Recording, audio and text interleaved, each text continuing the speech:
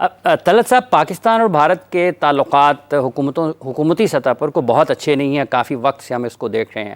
اب بھارتی وفد کی پاکستان میں آمد اور موجودہ حالات کے تناظر میں، اور جب ہم تھوڑا آگے دیکھتے ہیں، چونکہ آئندہ برس پاکستان 2025 میں آپ کا یہ بھی ایک پسندیدہ شعبہ ہے، چیمپئنز ٹرافی کرکٹ ٹورنامنٹ کی میزبانی بھی کر رہا ہے، تو ویسے تو چند دن پہلے ابھی شاید جو ڈپٹی وزیر اعظم ہیں پاکستان کے، انہوں نے کہا تھا کچھ براہ راست اس قسم کا کوئی ابھی تک تبادلہ نہیں ہوا ہے، تو آپ سمجھتے ہیں کہ انڈیا پاکستان کے تعلقات کے حوالے سے اس فورم کے ذریعے کوئی بریک تھرو ہو سکتا ہے، یا پھر اگر ہم تھوڑا آگے کی دیکھتے ہیں تو 2025 کی چیمپئنز ٹرافی کے لیے بھارتی ٹیم کی جو پاکستان آمد ہے، اس سلسلے میں کوئی بات چیت کا راستہ کھل سکتا ہے؟ میں اس کے بارے میں کوئی زیادہ پر امید نہیں ہوں۔ اس کی دو بنیادی وجوہات ہیں۔ ایک کا تعلق پاکستان کے اپنے اس سٹینڈ سے ہے کہ جب سے ہندوستان نے مقبوضہ کشمیر پر دوبارہ قبضہ کیا اور اس کا اسپیشل سٹیٹس ختم کر کے اپنے یونین کے اندر ضم کر لیا، اس کے بعد سے لے کے ابھی تک ہمارا کنسسٹنٹ ایک سٹینڈ ہے کہ جب تک آپ اس مدعے کو ریسٹور نہیں کریں گے، یعنی اسپیشل سٹیٹس ریسٹور نہیں ہوگا، جس کے اوپر بھی ہمارے اعتراضات ہیں، یہ نہیں کہ ہم اس کو قبول کرتے ہیں، لیکن یہ تو دوہری واردات ہندوستان نے کی، تب تک ہندوستان کے ساتھ بائیلیٹرل فورمز کے اوپر ہم بات چیت نہیں کریں گے۔ تو ایک تو یہ معاملہ ہے، اور اس کے ساتھ یہ بھی جڑا ہوا ہے کہ ہمارے یہاں پہ جو بھی دہشت گردی ہوتی ہے اس کا کہیں نہ کہیں جا کے کھرا ہندوستان کے یہاں پہ نکلتا ہے۔ افغانستان کے اندر ٹی ٹی پی کا معاملہ ہو یا سرحد کے پار سے جو دو نمبریاں وہ کرتے ہیں، اس کا اثر پاکستان کے اوپر ہوتا ہے۔ اور اب تو خیر ہمیں تو آپ عام کیٹیگری کے اندر رکھ سکتے ہیں، کینیڈا کے جو اعلیٰ ترین عہدیداران ہیں وہ پریس کانفرنس کر کے آپ کو بتا رہے ہیں کہ ہندوستان کی حکومت سے جڑے ہوئے اسیسینیشن گروپس کینیڈین سٹیزنز کو، جو سکھ سٹیزنز ہیں، ان کو قتل پر مامور کیے جاتے ہیں۔ ایک باقاعدہ گروپ وہاں پر موجود ہے۔ تو یہ ہمارے خدشات موجود ہیں اور ہمارے اعتراضات موجود ہیں بائیلیٹرل ٹاکس کے اوپر۔ تو میرا نہیں خیال کہ ہم اس سٹینڈ کو چھوڑ کر بہت ہلکان ہوں گے کہ جا کے ہندوستان سے ملیں۔ اچھا، ہندوستان کا اگر آپ دیکھیں تو انہوں نے ایک کیٹیگری بنا لی ہے۔ کیٹیگری یہ ہے کہ جو ملٹی لیٹرل فورمز ہوں گے، چونکہ ہم ایک ریجنل پلس گلوبل پاور ہے، ان کا ایک اپنا امیج ہے اپنے بارے میں، تو ہمیں ان فورم سے اجتناب نہیں برتنا چاہیے۔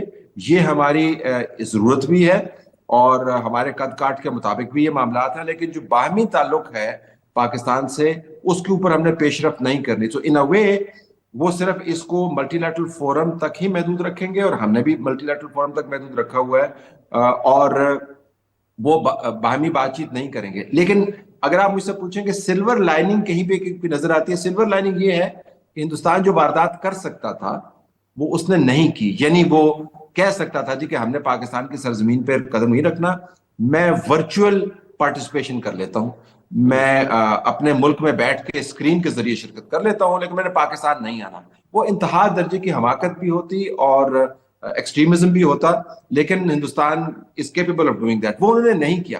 تو جو ہندوستان نے نہیں کیا، جو ان سے ہم توقع کر سکتے تھے، میرے خیال میں وہ ایک سلور لائننگ ہے۔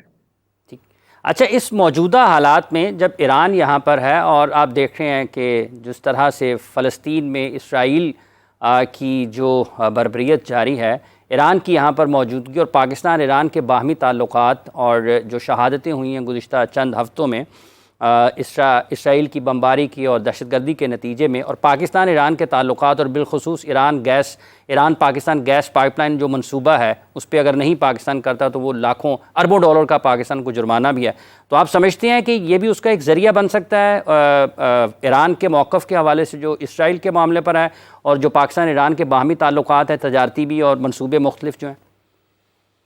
دیکھیں، ایران کی بھی کچھ مجبوریاں ہیں ان حالات میں۔ ان کو بالخصوص بین الاقوامی فورم چاہیے جہاں پر وہ اپنے آپ کو یہ منوا سکیں کہ تمام تر دباؤ کے باوجود ان کی جو نارمل سفارتکاری ہے اس کا عمل جاری ہے۔ تو ایک تو انہوں نے ایک نارمل اور کول اینڈ کام ریاست کا امیج کنوے کرنا ہے، تو اس وجہ سے ان کی پریزنس ہے۔ دوسرا ہے کہ پاکستان کے ساتھ تعلقات اور منصوبے تو بہت ہیں، لیکن آپ کو علم ہے کہ تہران کے ساتھ ہمارے تعلقات اونچ نیچ کا شکار رہے ہیں، اور اونچ اس میں حالیہ دنوں میں کم ہے، اور نیچ ذرا زیادہ تھی جب میزائلز کی ایکسچینج ہوئی۔ لیکن اچھی بات یہ ہے کہ چونکہ دونوں برادر ممالک ہیں تو انہوں نے اس معاملے کو آئسولیٹ کر دیا اور اس کے بعد کوئی اس کا حوالہ نہیں دیتا۔ لیکن اس سے مراد یہ نہیں ہے کہ دونوں کے درمیان ٹینشن نہیں ہے۔ ایران بہرحال یہ بتانا چاہتا ہے پاکستان کو کہ اب یا کم از کم اس وقت یا ان حالات میں ٹینشنز کی طرف ہم مائل نہیں ہیں. ہم معاملات کو نارملائز کرنا چاہتے ہیں. تو اس ضمن میں اگر ایران پاکستان کے ساتھ اپنے باہمی معاملات کو، انویسٹمنٹ کا ہے، انرجی شیئرنگ کا ہے، ٹریڈ کا ہے، اگر اس کو بڑھانا چاہتا ہے تو اس میں دونوں کا فائدہ ہے، لیکن ایران کا فائدہ زیادہ ہے. اور تیسرا یہ کہ اسرائیل کے ممکنہ حملے کے پیش نظر ایران کو ریجنلی انگیجڈ رہنا ہے.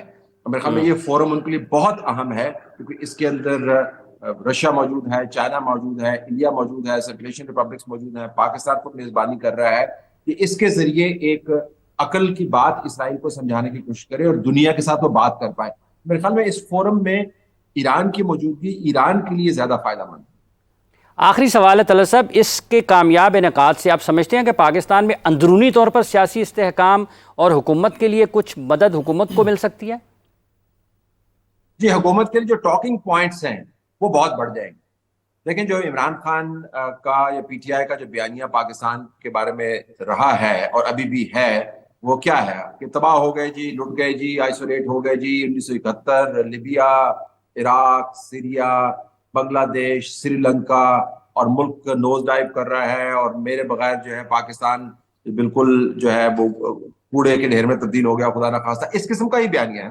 تو جب اتنے بڑے لیول کے اوپر آپ کو انڈورسمنٹ ملتی ہے، investors are lined up, I M F کا آپ کے پاس اب باقاعدہ انڈورسمنٹ اور ان کا قرضہ موجود ہے، اور سب لوگ پاکستان کی میزبانی سے مستفید ہو رہے ہیں، تو جو امیج بنتا ہے وہ اس کا بالکل متبادل امیج ہے جو پی ٹی آئی بنانا چاہتی ہے. تو حکومت کے پاس ٹاکنگ پوائنٹس بہت سارے ہوں گے، اور وہ دیکھیں گے کہ کیسے انٹرنیشنل کمیونٹی کے اندر پاکستان کی سبکی کرانے کی جو بین الاقوامی طور پر سپورٹڈ کوشش تھی، اس کو کیسے ہم نے ٹیکل کیا.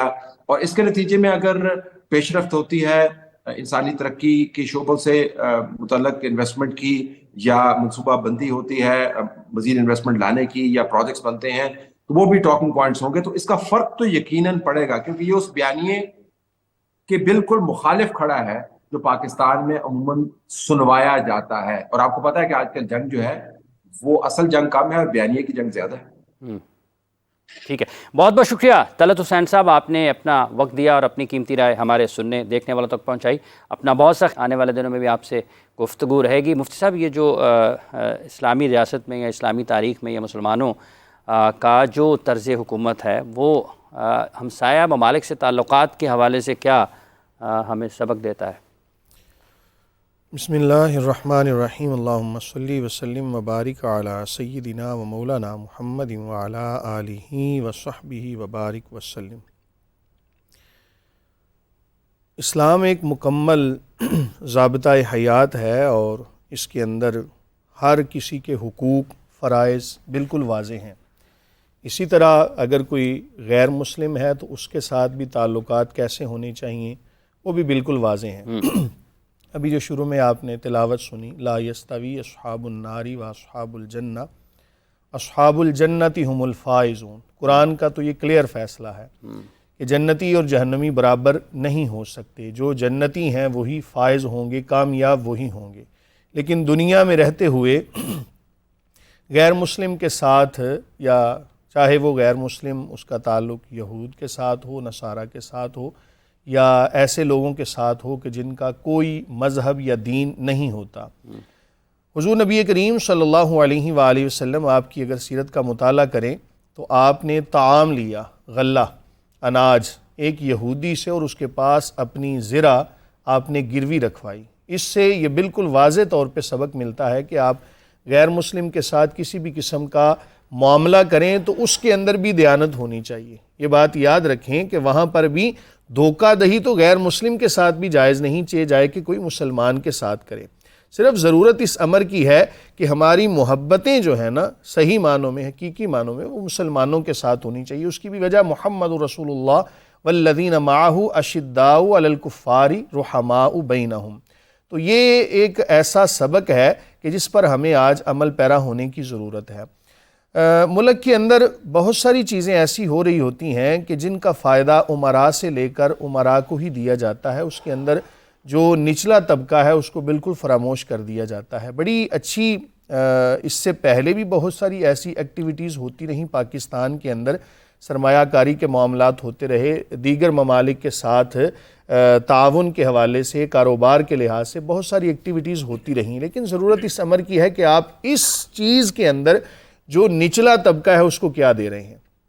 مثال کے طور پہ ابھی میں آتے ہوئے ایک نمازی تھے، ان سے ملاقات ہوئی تو انہوں نے حسب معمول پوچھا جی آج کیا موضوع آپ کس بات پہ ڈسکس کریں گے، تو میں نے ان کو ہلکا سا یہ بات کی تو انہوں نے کہا مجھے صرف یہ بتائیں کہ اس کا مجھے کچھ فائدہ ہوگا، یعنی جو میں ریڑھی لگانے والا ہوں یا میں سبزی بیچنے والا ہوں یا میں مزدوری کرنے والا ہوں تو مجھے اس چیز کا کیا فائدہ ہوگا۔ صرف یہ چیز ہے کہ آپ جتنی بھی سرمایہ کاری کرتے ہیں ملکی لیول کے اوپر اس کو آپ نچلے طبقے تک بھی پہنچائیں، پھر تو بڑی اچھی بات ہے، لیکن اگر امراء سے لے کر امراء کے ہی مابین اس کو تقسیم کر دیا جائے تو اسلام اس کی بھی روک لگاتا ہے۔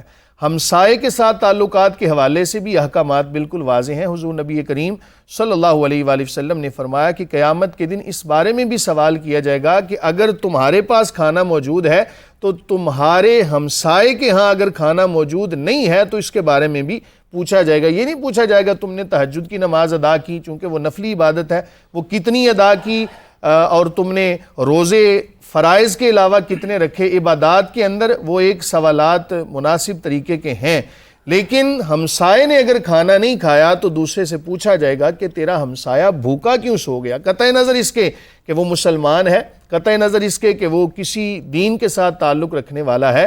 تو یہ بالکل ہمسایہ ممالک کے ساتھ جتنے بھی معاملات ہیں ان کو دیانتداری کے ساتھ کرنا چاہیے اور ان کے حقوق کا لحاظ کرنا چاہیے، ان کو ادا کرنا چاہیے۔ مطلب کوئی اگر ریاست اسلامی ریاست نہیں ہے تو اس کے ساتھ تعلقات قائم کیے جا سکتے ہیں؟ بالکل کیے جا سکتے ہیں۔ میں نے اسی لیے حدیث آپ کے سامنے پیش کی، نبی کریم صلی اللہ علیہ وآلہ وسلم کا عمل موجود ہے، اور آپ صلی اللہ علیہ وآلہ وسلم دیکھیں نا، کریم آقا علیہ الصلوۃ والسلام کسی صحابی سے بھی کھانا لے سکتے تھے، وہ جو زرہ گروی رکھ کے کسی صحابی سے کھانا لے سکتے تھے، لیکن یہ لوگوں کے سامنے یہ چیز پیش کی تاکہ ہمیں پتہ چل جائے کہ غیر مسلم کے ساتھ بھی معاملہ کرنا ہو تو اس میں بھی دیانتداری کو جو ہے وہ ملحوظ خاطر رکھا جائے۔